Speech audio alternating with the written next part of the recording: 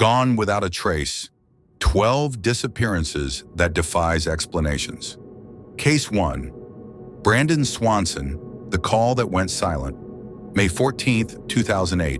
Just after 12:30 a.m., rural Lyon County near Lynn, Minnesota. 19-year-old Brandon Swanson had just finished his spring semester at Minnesota West Community and Technical College. Earlier that night, he attended a small party in Canby, Minnesota, roughly 30 miles from his parents' home in Marshall. Sometime after midnight, Brandon decided to drive home. He never made it. While traveling down dark, unfamiliar back roads, Brandon accidentally drove his 2003 Chevy Lumina into a ditch. The car wasn't badly damaged, but it was stuck. Unable to free it, Brandon did what most people would do. He called his parents. At approximately 12:30 a.m., Brian and Annette Swanson answered their phone.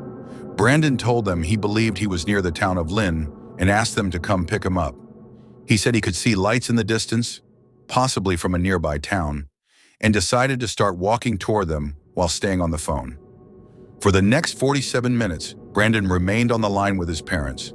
They spoke calmly. Brandon sounded sober, coherent, and alert.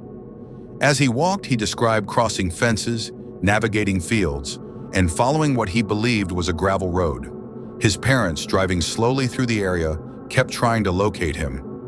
But something was wrong. They couldn't see him, and he couldn't see them. At 1:15 a.m., as Brandon continued walking through the darkness, everything suddenly changed.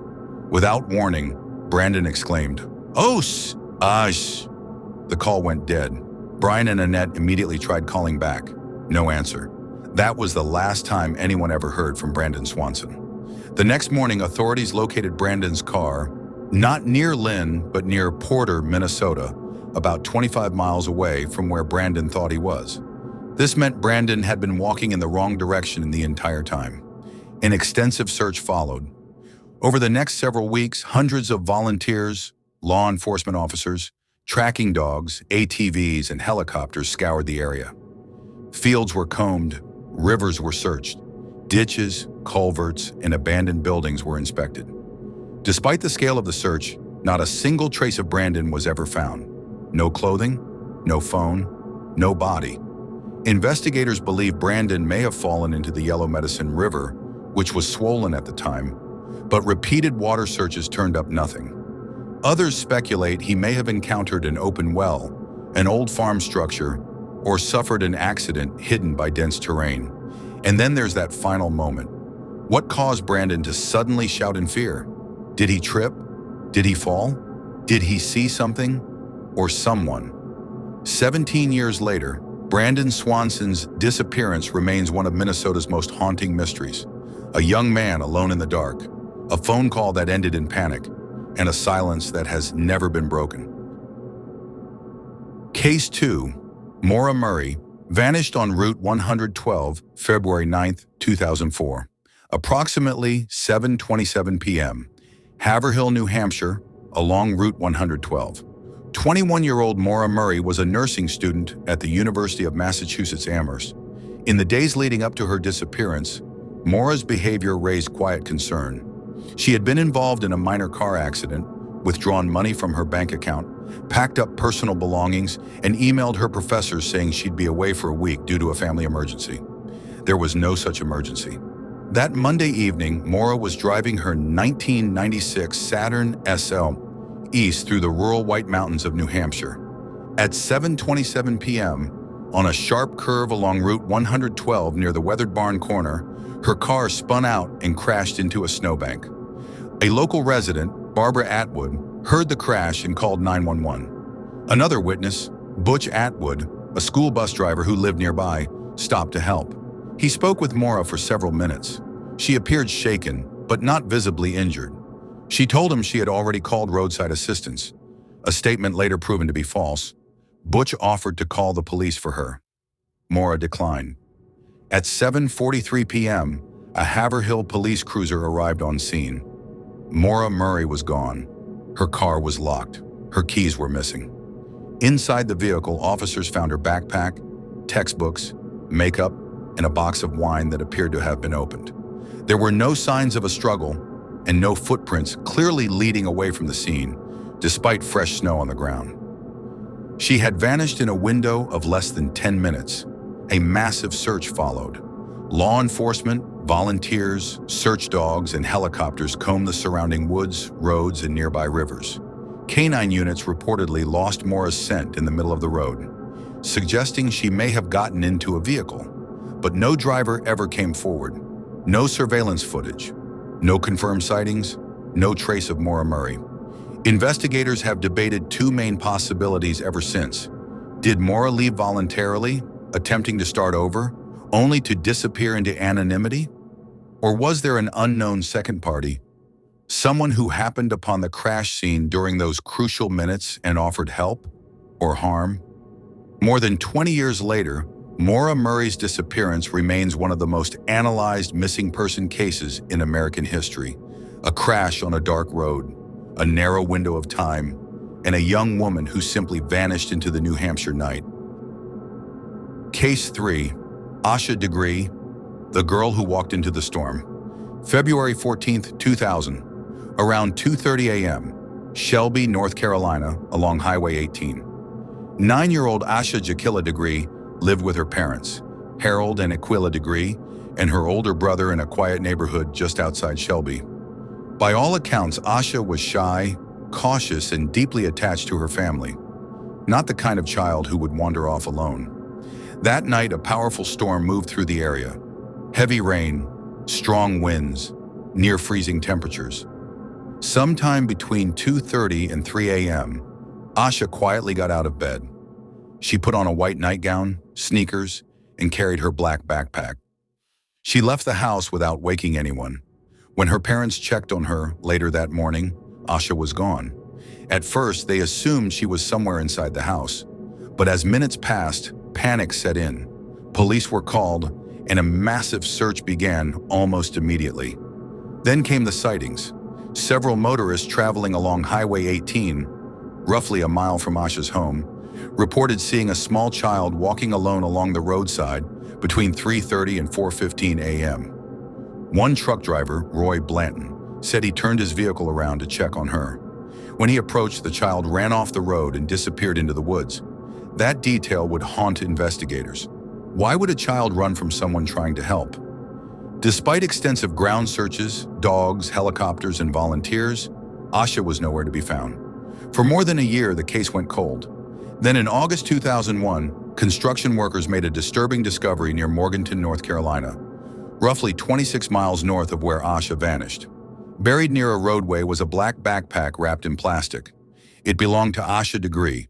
Inside were personal items, including clothing and school supplies, some of which did not belong to her and were never fully explained.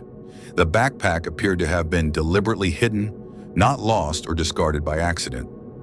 Yet once again, there was no sign of Asha herself. No footprints, no remains. No confirmed evidence of what happened after she entered the darkness that night. Investigators have wrestled with the same questions for over 2 decades. Why did Asha leave her home during a storm in the middle of the night?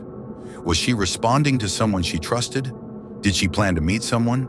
Or did something frighten her so badly that she ran, and ran too far? And who was the child seen walking along Highway 18? Because if those witnesses are correct, then Asha Degree didn't simply vanish. She walked into the storm and was never seen again. Her case remains one of the most heartbreaking and unsettling child disappearances in American history. Case 4. Ben McDaniel. Lost beneath the surface. August 18, 2010. Around 3 p.m., Vortex Spring, near Ponce de Leon, Florida. 30-year-old Ben McDaniel was an experienced diver from Tennessee who had traveled to Florida specifically to explore underwater cave systems. Vortex Spring, a popular diving site that plunges more than 300 feet underground, was known for its beauty but also its danger. Beneath the clear water lay a complex cave system with narrow passages, tight restrictions, and silt that could turn visibility to 0 in seconds. Because of those risks, access to the cave was strictly regulated. Ben had been warned repeatedly, Staff at Vortex Spring had denied him permission to enter the cave system alone, citing concerns about his certification level and safety practices. The cave entrance was blocked by a steel grate designed to prevent unauthorized entry. But on the afternoon of August 18th, Ben went into the water anyway. Witnesses later reported seeing Ben dive at around 3 p.m., carrying multiple tanks. At some point, he removed the grate and entered the restricted cave system by himself. He never came back out. When Ben failed to surface, staff alerted authorities. What followed was one of the most extensive underwater searches in the site's history. Elite cave divers descended into the darkness. They searched for days, then weeks. They explored deep passageways, tight squeezes, and unstable tunnels. Divers mapped areas never fully documented before. Yet despite the intensity of the search, no body was ever found. No remains, no equipment, no definitive sign of a fatal accident. Investigators believe Ben likely suffered a catastrophic diving emergency, possibly becoming trapped in a narrow restriction or buried by a silt collapse deeper within the cave. Some experts argue his body may be unreachable, sealed behind rock and sediment. Others aren't convinced. Ben's family has questioned whether he truly died inside the cave at all. They point out inconsistencies in the search, missing air tanks, and the possibility, however remote, that Ben could have exited the cave unseen and disappeared intentionally. Theories range from tragic accident to gross negligence to something far more unsettling, but one fact remains unchanged. Ben McDaniel entered the depths of Vortex Spring alone, and no one has ever proven what happened next. A man vanished beneath the surface, leaving behind only unanswered questions in a cave that refuses to give up its secrets. Case 5. Amelia Earhart. Lost over the Pacific, July 2nd, 1937. Last confirmed radio contact at approximately 8:43 a.m. near Howland Island, Central Pacific Ocean. Amelia Earhart was already a legend. At just 39 years old, she was one of the most famous aviators in the world, the first woman to fly solo across the Atlantic, a global symbol of courage, independence, and human progress. In 1937, Amelia set out to complete her most ambitious goal yet, circumnavigating the globe by airplane. Flying alongside her was navigator Fred Noonan. After weeks of successful legs across South America, Africa, Asia, and Australia, the journey reached its most dangerous stretch, a 2,556-mile flight from Lae, New Guinea, to a tiny speck in the Pacific known as Howland Island. The island was just 2 miles long. Missing it meant disaster. On the morning of July 2nd, Earhart radioed the U.S. Coast Guard cutter Itasca, stationed near Howland Island, to guide her in. Early transmissions indicated the plane was low on fuel and struggling to locate the island. At 8:43 a.m., Amelia sent her final confirmed message. "We are on the line 157-337. We will repeat this message. We will repeat this on 6,210 kilocycles." Wait. Then, silence. The Lockheed Electra carrying Amelia Earhart and Fred Noonan vanished. What followed was one of the largest and most expensive search efforts in history at the time. The U.S. Navy and Coast Guard scoured hundreds of thousands of square miles of open ocean. Ships, aircraft, and crews searched relentlessly. They found nothing. No wreckage, no bodies, no confirmed debris. In the decades since, two dominant theories have emerged. The first is crash and sink, that the aircraft ran out of fuel, went down into the Pacific Ocean, and now rests somewhere in the deep, unreachable seabed. The second is far more haunting. The island survival theory suggests Amelia and Fred may have landed or crash-landed on a remote, uninhabited island, possibly Nicomaroro, roughly 350 miles southeast of Howland Island. Proponents point to radio distress calls reported after her disappearance, unexplained artifacts found on the island, and skeletal remains discovered in 1940 that some believe could match Earhart. None of the evidence has ever been conclusive. Nearly 90 years later, Amelia Earhart remains one of the most famous missing persons in history. A woman who conquered the skies, lost not to fear, but to the vast, unforgiving silence of the Pacific. Did her plane vanish beneath the waves? Or did Amelia Earhart survive the crash? only to disappear on a forgotten island at the edge of the world? The answer remains one of aviation's greatest unsolved mysteries. Case 6. Frederick Valentich, The Last Transmission. October 21, 1978, approximately 7:12 p.m., over the Bass Strait between Victoria and Tasmania, Australia. 20-year-old Frederick Valentich was a relatively inexperienced but enthusiastic pilot. That evening, he departed from Moorabbin Airport near Melbourne, flying a Cessna 182L Skylane on a routine training flight toward King Island. The weather was clear, visibility was good. There were no reported aircraft in the area. At 7:06 p.m., Frederick radioed Melbourne Flight Service with an unusual question. He asked whether there was any known traffic flying below 5,000 feet in his vicinity. The answer was no. What followed was one of the most unsettling aviation radio exchanges ever recorded. Frederick reported seeing a large aircraft flying above him, moving slowly with 4 bright landing lights. He said it passed over him several times and appeared to be orbiting his plane. The flight controller told him again, there was no other aircraft on radar. Frederick's voice grew increasingly tense. He described the object as metallic, with a green light, and said it was behaving in ways that made no sense for a conventional aircraft. At one point, he stated that the unknown object was hovering above him. Then came another disturbing detail. Frederick reported that his engine was running rough, coughing intermittently as the object circled. At 7:12 p.m., Frederick transmitted his final words. "It's not an aircraft." Moments later, the transmission ended with 17 seconds of metallic scraping sounds, followed by complete silence. Frederick Valentich was never heard from again. An extensive search followed, involving the Royal Australian Air Force, civilian aircraft, and naval vessels. They scoured the Bass Strait for days. Nothing was found. No wreckage, no oil slick, no trace of the Cessna or its pilot.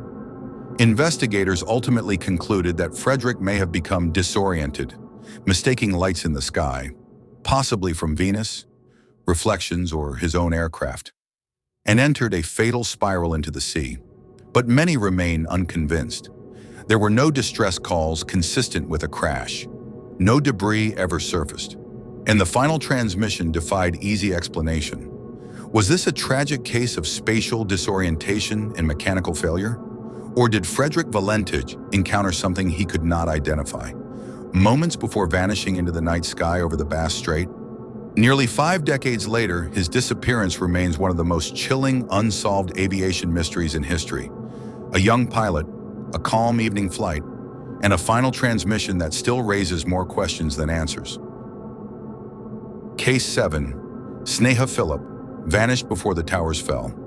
September 10th to 11th, 2001. Last confirmed sighting around 7 p.m., New York City, near Lower Manhattan. Sneha Ann Phillip was a 31-year-old physician living in a luxury apartment complex at 225 Rector Place, just blocks from the World Trade Center. She was intelligent, outspoken, and deeply complicated, a woman navigating personal struggles while trying to rebuild her career. On the evening of September 10th, 2001, Sneha was captured on department store security cameras at Century 21, a popular discount store across the street from the Twin Towers. The footage shows her calmly browsing and making purchases around 6:30 to 7 p.m. She appeared relaxed, unhurried. That is the last confirmed sighting of Sneha Philip. She never returned home that night. The next morning, September 11th, her husband Ronald Lieberman woke up to the sounds of sirens and chaos. From their apartment, he could see smoke pouring from the World Trade Center. Sneha was gone. Her phone, wallet, passport, and ID were never recovered. No credit card activity was recorded after that evening. No emails, no calls. At first, investigators assumed Sneha may have been a victim of the 9/11 attacks, possibly rushing to help as a physician when the plane struck. But there was a problem. Sneha had been off duty and was not licensed to practice medicine in New York at the time. No witnesses placed her at the towers that morning, and her name did not appear on any initial victim lists. As the months passed, more troubling details emerged. Sneha had been dealing with marital tension, employment issues, and had previously disappeared for short periods without explanation. She was known to frequent bars alone late at night. Some investigators suggested she may have met with foul play or chosen to vanish intentionally sometime after leaving Century 21, but before the attacks. Despite extensive investigation, no physical evidence has ever placed Sneha inside the World Trade Center on September 11th. No remains were conclusively identified. No personal belongings were found at Ground Zero. No confirmed sightings after 7 p.m. on September 10th. In 2008, after years of legal battles, a judge officially ruled Sneha Phillip a victim of the 9/11 attacks, citing the possibility that she died while attempting to render aid. Her family accepted the ruling, others did not. Critics argued the decision was based on absence, not proof, and that Sneha's disappearance may be an entirely separate mystery, forever obscured by the events of that morning. So what really happened to Sneha Phillip? Did she survive the night, only to perish in one of the deadliest attacks in history? Or did she vanish hours earlier, her fate unknowingly swallowed by the chaos of 9/11? A woman disappears, a city collapses, and the truth may have been buried long before the towers fell. Case 8. Lars Mittank, the man who ran from the airport, July 8, 2014, approximately 9:30 a.m. Varna Airport, Varna, Bulgaria. Lars Joachim Mittank was a 28-year-old German tourist from Berlin who had traveled to Bulgaria with friends for a week-long vacation. By all accounts, Lars was intelligent, responsible, and not prone to reckless behavior. But something went terribly wrong. Days before his disappearance, Lars was involved in a bar altercation at a resort in Golden Sands, a coastal town near Varna. He suffered a ruptured eardrum, possibly from a blow to the head. After the incident, his behavior reportedly changed. He became anxious, paranoid, convinced that people were watching him. His friends returned to Germany as scheduled on July 8th, but Lars stayed behind on medical advice. He planned to fly home later that morning after seeing a doctor. At around 9 a.m., Lars arrived at Varna Airport with his belongings, a green backpack, wallet, and phone. He checked in and waited near the airport medical office, where he was examined by Dr. Radoslav Petrov. According to the doctor, Lars appeared agitated and fearful. During the consultation, construction noise echoed through the building.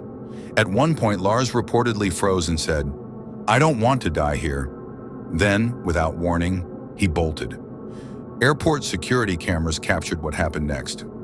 At approximately 9:30 a.m., Lars suddenly dropped his luggage, sprinted through the terminal, exited through a side door, and ran across the airport parking lot. Barely missing traffic, he scaled a barbed wire fence and disappeared into a nearby sunflower field. He was never seen again. Authorities launched an immediate search of the surrounding area, including fields, wooded terrain, abandoned buildings, and nearby villages. Search dogs were deployed. Helicopters scanned the region. Nothing.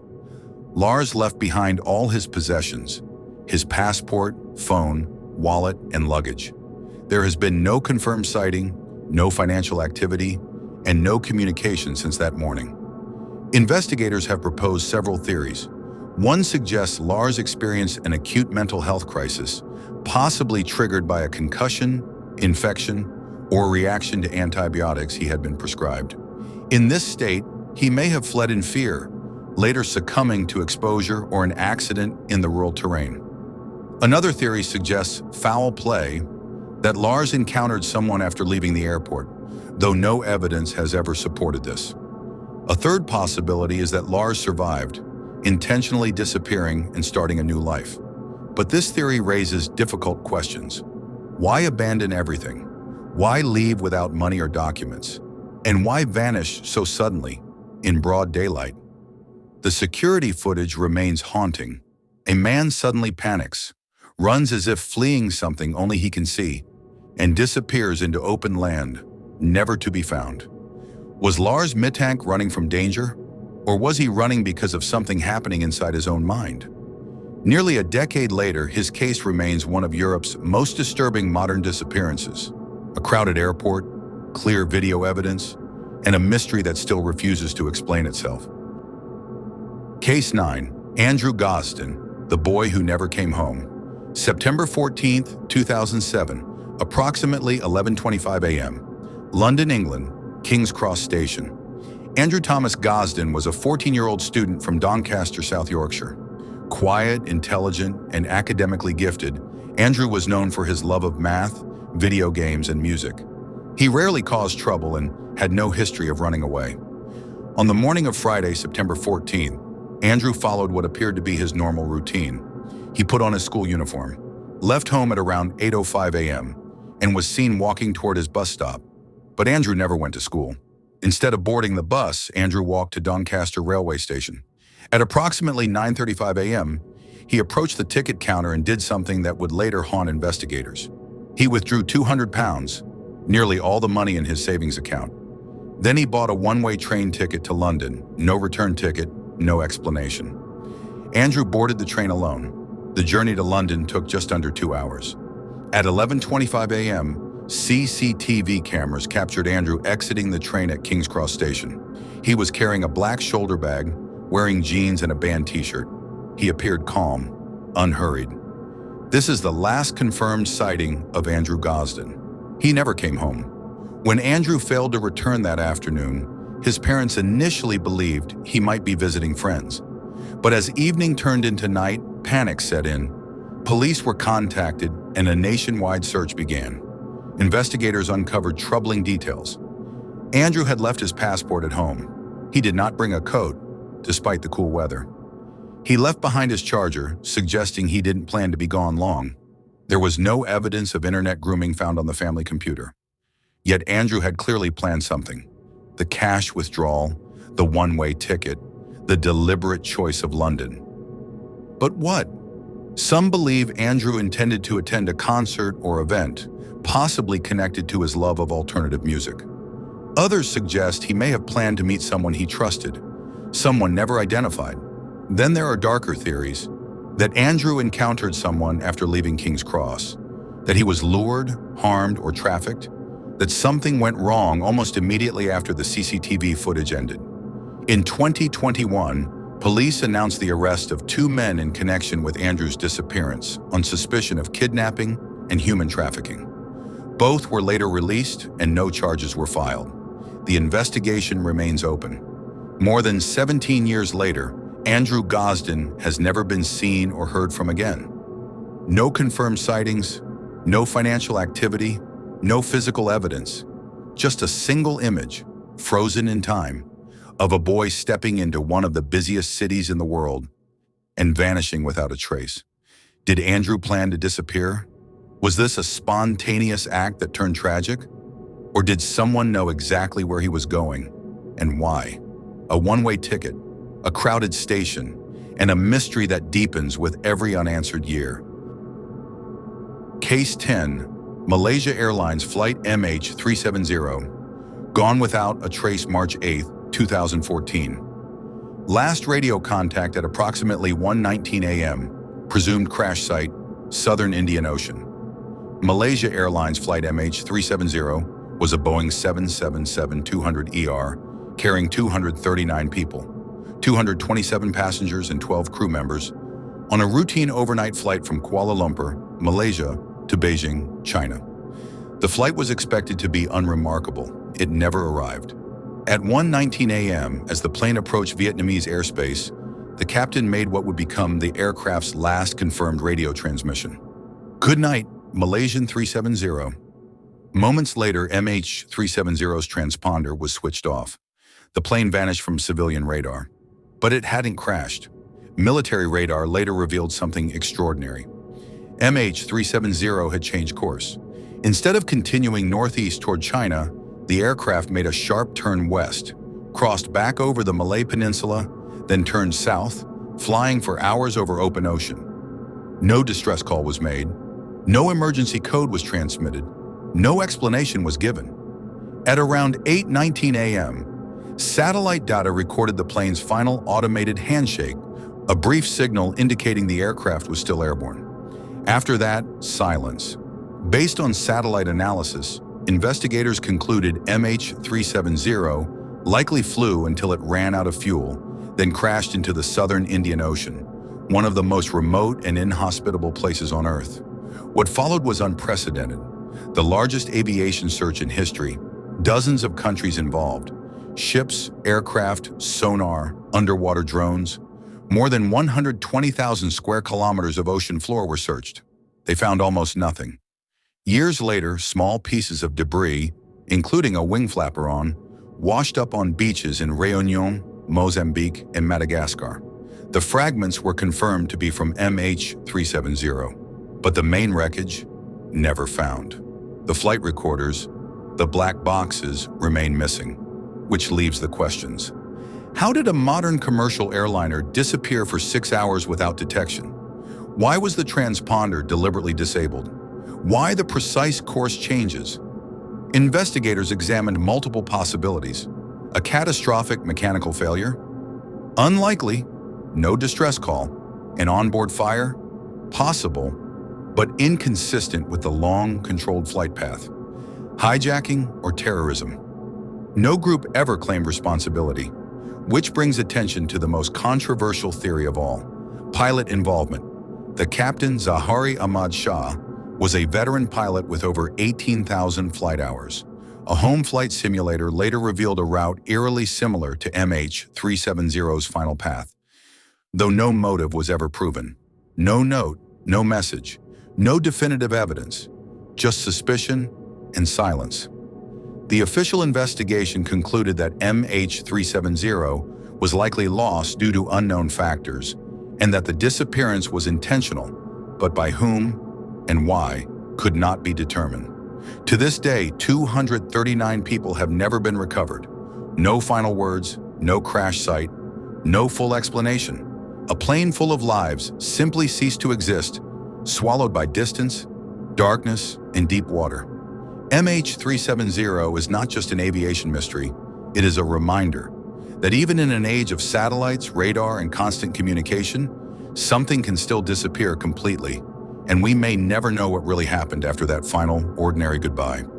Good night, Malaysian 370. Case 11, the Springfield 3. 3 women, 1 silent house. June 7, 1992. Between approximately 2 a.m. and 8 a.m., Springfield, Missouri, USA. In the early morning hours following a high school graduation, 3 women vanished from a single home. Without signs of a struggle, without witnesses, and without a single confirmed lead in over 3 decades, they are known collectively as the Springfield 3. The missing were Cheryl Levitt, age 47, her daughter Suzanne Susie Streeter, age 19, Susie's close friend Stacy McCall, age 18. On the night of June 6, 1992, Susie and Stacy attended their high school graduation ceremony, followed by several parties around Springfield. Originally, they planned to stay overnight with another friend, but that plan changed late in the evening. At approximately 2 a.m., Susie and Stacy arrived at Cheryl Levitt's home on East Delmar Street. What happened next is unknown. By 8 a.m., friends began arriving at the house to pick the girls up for a planned trip to a nearby water park. Something felt off. The front door was unlocked, lights were on, the television was off. Inside, everything appeared normal. Susie's purse was on the floor. Car keys were still inside the home. Cheryl's cigarettes and lighter, items she never went without, were left behind. No wallets, no shoes missing, no obvious damage. The only thing out of place was a broken porch light globe, shattered just outside the front door. At first, friends assumed the women had stepped out briefly. They waited. They cleaned up broken glass. They answered phone calls. They unknowingly compromised what little evidence existed. By the time police were notified later that day, the house had been contaminated. Despite this, investigators found no signs of forced entry. No blood, no overturned furniture. It was as if all 3 women had simply stood up and walked away, together. Theories quickly emerged. One possibility, a targeted abduction. Susie Streeter had been stalked in the past, and some believe someone may have been waiting for her to return home that night. Another theory suggests wrong place, wrong time, that the girls' unexpected change of plans put them in the path of someone looking for opportunity. Investigators have long believed that multiple victims would require multiple perpetrators. or at least one offender with significant control. There were suspects, a convicted criminal who later made disturbing statements, tips involving vans seen in the area, reports of screams heard in the early morning hours, but none led to arrests. In 1993, a psychic tip led police to drain a local lake. Nothing was found. Years later, another search targeted a parking garage near downtown Springfield, following a tip that the women may have been buried beneath freshly poured concrete. Again, nothing. No bodies, no crime scene, no confirmed motive. Just 3 women gone from a quiet neighborhood on a summer night. The Springfield 3 case remains one of the most haunting unsolved disappearances in American history. Not because of what was found, but because of what wasn't. No struggle, no noise, no trace, only a silent house, and a question that has lingered since 1992. Were these women specifically targeted, or did a single terrible decision place them in the wrong place at exactly the wrong time? Case 12, Madeleine McCann, the child who vanished. While the world watched May 3, 2007, approximately 10 p.m. Praia da Luz, Algarve, Portugal. Madeleine Beth McCann was 3 years old when she disappeared from a holiday apartment while her parents dined just yards away. Her case would become one of the most publicized missing person investigations in modern history, and one of the most bitterly disputed. The McCann family, Kate and Jerry McCann, both medical doctors, were vacationing with friends at the Ocean Club Resort in the seaside town of Praia da Luz. Madeleine and her 2-year-old twin siblings were asleep in apartment 5A, a ground floor unit with sliding patio doors. That evening, the adults followed a routine. They dined at the Tapas Bar, approximately 55 meters, 180 feet away. Every 20 to 30 minutes, one of the parents would walk back to check on the children. At around 9:05 p.m., Kate McCann checked the apartment. Madeleine was still asleep. At approximately 10 p.m., Kate returned again. This time, Madeleine was gone. The bedroom window was open. The shutters were raised. Madeleine's pink blanket and soft toy, Cuddle Cat, were missing. Kate screamed for help. Police were called. Resort staff searched the grounds. Guests formed search parties. But within minutes, it was clear. A child had vanished into the night. Portuguese authorities initially treated the case as a child abduction. Witnesses later came forward claiming to have seen a man carrying a small child near the resort that evening, though descriptions varied and were never conclusively verified. As days turned into weeks, the investigation grew chaotic. Jurisdictional conflicts, media pressure, leaked information, public speculation. Then came the most shocking twist. In September 2007, Portuguese police named Kate and Jerry McCann as arguidos to formal suspects, suggesting Madeleine may have died accidentally in the apartment and that her parents covered it up. The accusation ignited international outrage. No forensic evidence proved Madeleine had died in the apartment. No body was found. No clear timeline was established. In 2008, the case was shelved, and the McCanns were formally cleared of suspicion. But the damage and the mystery remained. Years later, new developments emerged. In 2020, German authorities announced they were investigating Christian Bruckner, a convicted sex offender who had lived in the Algarve at the time of Madeleine's disappearance. German prosecutors stated they believed Madeleine was dead and that Bruckner was responsible. Yet even now, no body has been recovered. No definitive crime scene has been confirmed. No charges have been filed in relation to Madeleine's disappearance, which leaves the central question unresolved. Was Madeleine McCann abducted by a stranger who slipped into an unlocked apartment? Or did something tragic happen inside, followed by panic, secrecy, and irreversible decisions? A resort full of people, parents just steps away, a child gone in minutes. Nearly 2 decades later, Madeleine McCann remains missing, her face frozen in time on posters, news segments, and memories across the world. Her case is not just a mystery, it is a reminder that disappearances don't always happen in dark alleys or isolated roads. Sometimes they happen on vacation, under warm lights, while the world is close enough to hear you scream, and when a child vanishes without answers, the silence echoes forever. gone without a trace. Conclusion: 12 disappearances. What connects the unexplained? When we step back from the details, the dates, the locations, the timelines, a pattern begins to emerge. Not a single answer, but a series of echoes.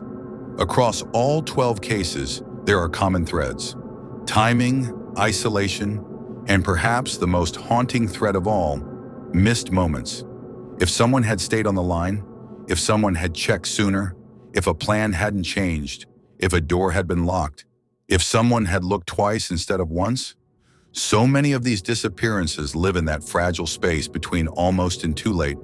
Parents who wake up every morning wondering what their child's voice would sound like today. Siblings frozen in time between hope and grief. Friends who replay the last conversation over and over, searching for meaning that may never come. For them, these aren't mysteries. They are open wounds. Years pass. Birthdays comes and goes. Faces age in photographs, except for the ones who vanished, and the waiting never truly ends. But behind every case is a family still listening for a phone call that hasn't come, still watching doors, still believing that somewhere, somehow, answers exist. That's why stories like these matter. Not for shock, not for entertainment, but because attention keeps cases alive. These are real people, real lives, real loss. And if these cases stayed with you, if they unsettled you or made you look twice at the world around you, then they've already done something important. They've reminded us to notice, to listen, to care. If you want to continue exploring the unexplained, the disappearances, the cold cases, the questions history still hasn't answered, consider subscribing. More investigations are coming, because until the truth is found, until the silence is broken, these stories are not over, and neither is the search. Outro: gone without a trace. 12 people, 12 moments in time. Different countries, different decades, different lives. Yet every one of these stories ends the same way. A phone call that suddenly goes silent, a car abandoned on a dark road, a child stepping into the night, a plane fading from radar, a house left eerily untouched. No goodbyes, no witnesses, no answers. Brandon Swanson walks into the dark, and something sees him first. Maura Murray vanishes between one car crash and the next passing headlights. Asha Degree leaves her home in the rain, carrying secrets no one ever heard. Ben McDaniel enters the depths, and the depths keep him. Amelia Earhart disappears into the sky itself. Frederick Valentich radios in fear, then vanishes mid-sentence. Sneha Phillip is lost in the shadow of a day that reshaped the world. Lars Mittank runs, not from danger we can see, but from something only he felt. Andrew Gosden steps into London and is swallowed whole. MH370 turns away from everything familiar and never comes back. 3 women leave a quiet house together and are never heard from again. And a little girl is taken from her bed while the world sleeps nearby. These cases remind us of something deeply unsettling. That disappearance doesn't always come with violence, or noise, or warning. Sometimes it looks ordinary, a normal night, a routine trip, a harmless decision, and then absence. No matter how advanced our technology becomes, no matter how many cameras we install, no matter how many satellites orbit the planet, people can still vanish completely. And somewhere out there, in a forest, beneath water, behind concrete, or carried only in memory, the answers remain hidden. If these stories disturbed you, if they stayed with you longer than you expected, that's because they're not just mysteries. They're reminders that anyone can disappear, anywhere, at any moment, and sometimes there is no trace left behind, gone without a trace. If you know something, if you've seen something, if a detail feels familiar, silence is what keeps these stories unfinished. And until the truth is found, they remain out there, waiting.